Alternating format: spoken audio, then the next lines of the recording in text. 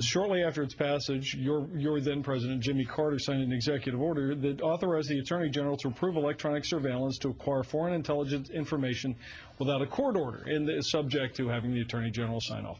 That's exactly what this president is. No, but The president has the inherent authority under the Constitution. There have been a series of Supreme Court rulings. There's been a most recent ruling by 2002 of the FISA. It was the FISA court, something called In Re Sealed Case 2002, where it says the president's inherent authority allows him to do this.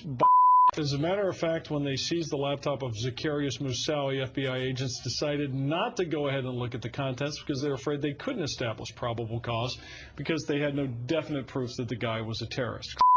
What seems also odd about this is that the tape is released just about a day after it became perfectly obvious that the CIA strike, the Predator strike in western Pakistan, was a success. It not only hit a place where Zawahiri had met earlier with al-Libi, who has since fallen into American clutches, but also it knocked off 4 to 5 key al-Qaeda guys. Right, including the head of the Kunar Province operations, which is the main battleground in Afghanistan against U.S. forces at the moment, and their top bomb maker and poison gas maker.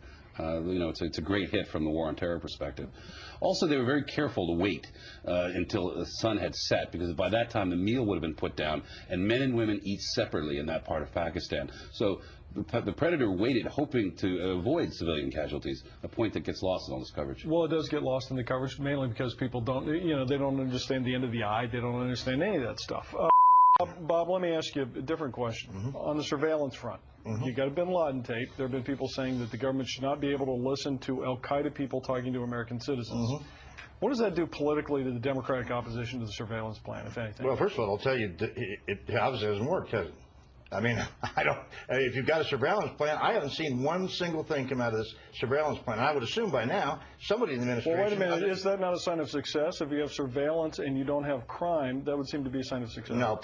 You know also that some of those people who were lunching with bin Laden offered to hand him over to serve as the go-between between the government of Sudan and the U.S. during the Clinton years, and the Clinton administration said, nah, don't want to do it. So it's an interesting tale. Give me your response to sort of pro-immigrant groups that are doing sort of rallies like this and flying Mexican and other flags.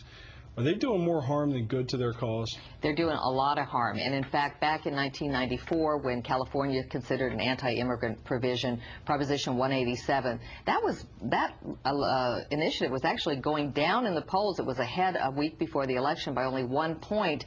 Then 70,000 Mexican Americans took to the streets flying Mexican flags, and guess what? It won by 59%. So these folks would do a whole lot better if they would only fly the red, white, and blue. So to quote the famous movie Napoleon Dynamite, idiots.